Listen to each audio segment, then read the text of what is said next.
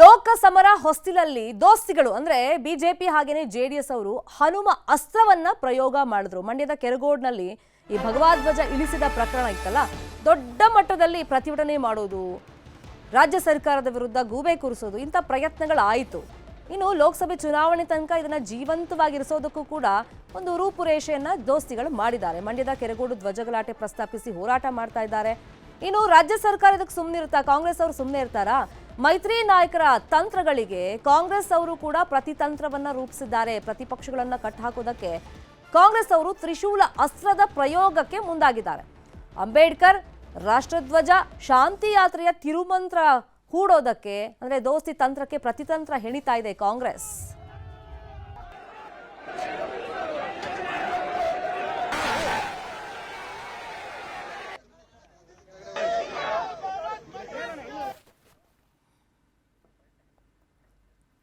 ಹಾಗಾದ್ರೆ ಕಾಂಗ್ರೆಸ್ನ ತ್ರಿಶೂಲ ಅಸ್ತ್ರ ಯಾವ ರೀತಿಯಾಗಿದೆ, ಇದು ವರ್ಕೌಟ್ ಆಗುತ್ತೆ, ಎಲ್ಲದ್ರ ಬಗ್ಗೆ ಇನ್ಫಾರ್ಮೇಶನ್ ಕೊಡೋದಕ್ಕೆ ನೇರ ಸಂಪರ್ಕದಲ್ಲಿ ಜಾಯಿನ್ ಆಗಿದ್ದಾರೆ ನಮ್ಮ political bureau head Chidanand Patel. Chidanand Patel, ಹಿಂಗೆ ಬಿಟ್ರೆ ದೋಸ್ತಿಗಳು ಮೇಲ್ಗೊಯ್ ಸಾಧಿಸುವಂತ ಚಾನ್ಸಸ್ ಇರುತ್ತೆ. ಎಲ್ಲಾ ವಿಷಯದಲ್ಲೂ ರಾಜಕೀಯ ಮಾಡೋದಕ್ಕೆ ಅವ್ರು ಹುಡುಕ್ತಾ ಇದ್ದಾರೆ.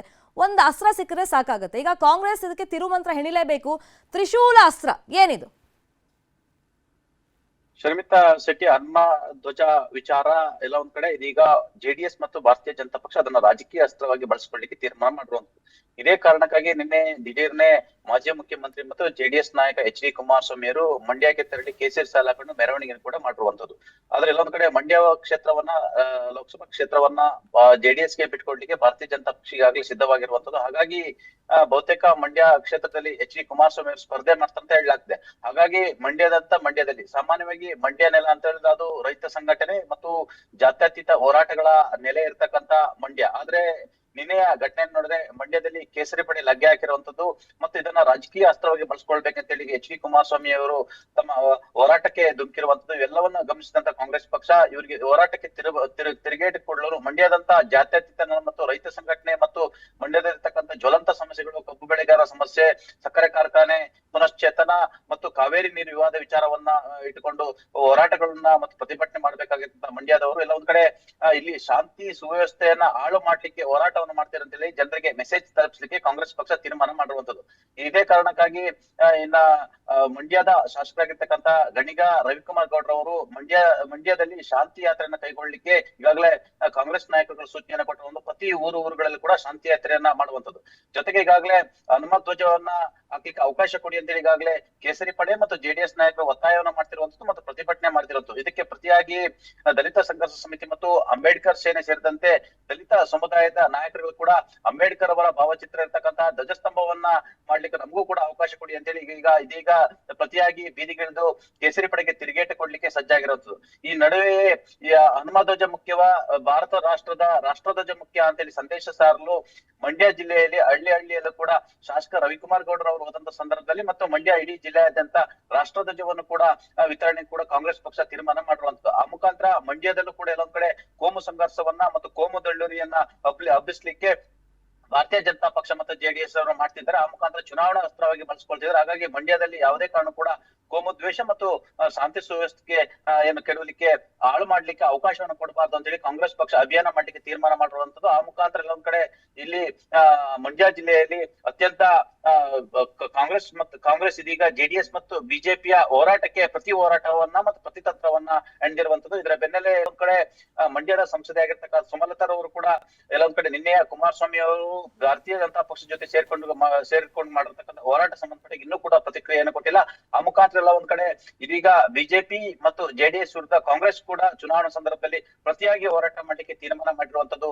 Sharmita Shetty, at the same time ಹಂಗ್ ನೋಡಕ್ ಹೋದ್ರೆ ರಾಜಕೀಯ ಅಸ್ತ್ರಗಳು, ತಿರುಮಂತ್ರಗಳು ಏನೇ ಇದ್ರು ಚಿದಾನಂದ್ ಪಟೇಲ್, ಈ ಸರ್ಕಾರ ನೋಡೋದಾದ್ರೆ ಅದರಲ್ಲೂ ಸಿದ್ದರಾಮಯ್ಯ ಅವರಿಗೆ ಕಾನೂನಿನ ಅರಿವಿರೋದ್ರಿಂದ ನಾವು ಮೊನ್ನೆಯಿಂದ ನೋಡ್ತಾ ಇದ್ವಿ, ಈ ತರ ಗಲಾಟೆಗಳಾದಂಥ ಸಂದರ್ಭದಲ್ಲಿ ಡಾಕ್ಯುಮೆಂಟ್ಗಳು ಕೂಡ ಮಾತಾಡ್ತಾ ಇವೆ. ಅದನ್ನ ಸರ್ಕಾರ ಮುಂದಿಡ್ತಾ ಇದೆ, ಅಧಿಕಾರಿಗಳ ವಿರುದ್ಧ ಕ್ರಮಗಳನ್ನ ಕೈಗೊಳ್ತಾ ಇದೆ. ಹಾಗಾಗಿ ಕಾನೂನು ರೀತಿಯಲ್ಲಿ ಒಂದಿಷ್ಟು ಹೋರಾಟಗಳನ್ನ ಗಮನಿಸ್ತಾ ಹೋದ್ರೆ ಶರ್ಮಿತಾ ಶೆಟ್ಟಿ, ಈ ದೇಶದಲ್ಲಿ ಅಭಿವೃದ್ಧಿ ವಿಚಾರದಲ್ಲಿ ಈಗ ಎಚ್ ಡಿ ಕುಮಾರಸ್ವಾಮಿ ಅವರು ಕೂಡ ಎರಡು ಬಾರಿ ಮುಖ್ಯಮಂತ್ರಿ ಆದಂತವರು ಬಹಳಷ್ಟು ಅಭಿವೃದ್ಧಿ ಕೆಲಸಗಳನ್ನು ಕೂಡ ಮಾಡಿರುವಂತದ್ದು. ಇದರ ಬೆನ್ನಲ್ಲೇ ಭಾರತೀಯ ಜನತಾ ಪಕ್ಷ ಅಧಿಕಾರದಲ್ಲಿ ಕೂಡ ಅಭಿವೃದ್ಧಿಯನ್ನು ಮಾಡಿರುವಂತದ್ದು. ಈಗ ಕಾಂಗ್ರೆಸ್ ಸರ್ಕಾರ ಅಸ್ತಿತ್ವದಲ್ಲಿರ್ತಕ್ಕಂಥ ಕಾಂಗ್ರೆಸ್ ಗ್ಯಾರಂಟಿಯ ಅಸ್ತ್ರವನ್ನು ಇಟ್ಕೊಂಡು ಗ್ಯಾರಂಟಿ ಅಭಿವೃದ್ಧಿ ಇಟ್ಕೊಂಡು ಇದೀಗ ಮುನ್ನೆಲೆಗೆ ಬಂದಿರುವಂತದ್ದು. ಹಾಗಾಗಿ ಎಲ್ಲೊಂದ್ ಕಡೆ ಅಭಿವೃದ್ಧಿ ಅಜೆಂಡಾವನ್ನ ಇಟ್ಕೊಂಡು ಹೋರಾಟ ಮಾಡ್ಬೇಕಾಗಿದ್ದ ರಾಜಕೀಯ ಪಕ್ಷಗಳು ಇದೀಗ ಧರ್ಮದ ಹೆಸರಿನಲ್ಲಿ, ದೇವದ ಹೆಸರಿನಲ್ಲಿ, ಬೇರೆ ಬೇರೆ ಧ್ವಜದ ಹೆಸರಿನಲ್ಲಿ ಕಾಂಗ್ರೆಸ್ ಮತ್ತು ಜೆಡಿಎಸ್, ಬಿಜೆಪಿ ಈ ಮೂರೂ ಪಕ್ಷಗಳು ಪರಸ್ಪರ ರಾಜಕೀಯವನ್ನ ಮಾಡ್ಕೊಂಡಿರ್ತಕ್ಕಂಥದ್ದು ಮತ್ತು ಇವುಗಳನ್ನ ಇಟ್ಕೊಂಡು ರಾಜಕೀಯ ಅಸ್ತ್ರವನ್ನಾಗಿ ಮಾಡ್ಕೊಂಡು ಚುನಾವಣೆಯಲ್ಲಿ ಮತದಾರನ ಮನ ಸೆಳೆಯಲಿಕ್ಕೆ ಹೋಗ್ತಿರ್ತಕ್ಕಂಥದ್ದು.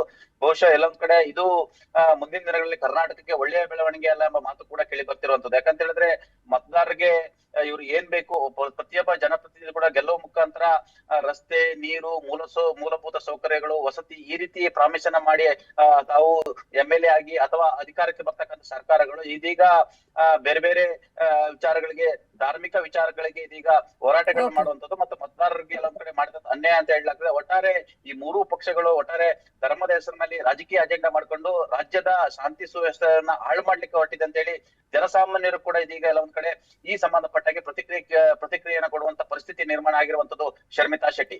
ಥ್ಯಾಂಕ್ ಯು ಚಿದಾನಂದ್ ಪಟೇಲ್ ಈ ಕ್ಷಣದ ಅಪ್ಡೇಟ್ಸ್ಗೆ. ಕನ್ನಡಿಗರ ನೆಚ್ಚಿನ ನ್ಯೂಸ್ 18 ಕನ್ನಡ ಈಗ ವಾಟ್ಸ್ಆಪ್ನಲ್ಲೂ ಲಭ್ಯ.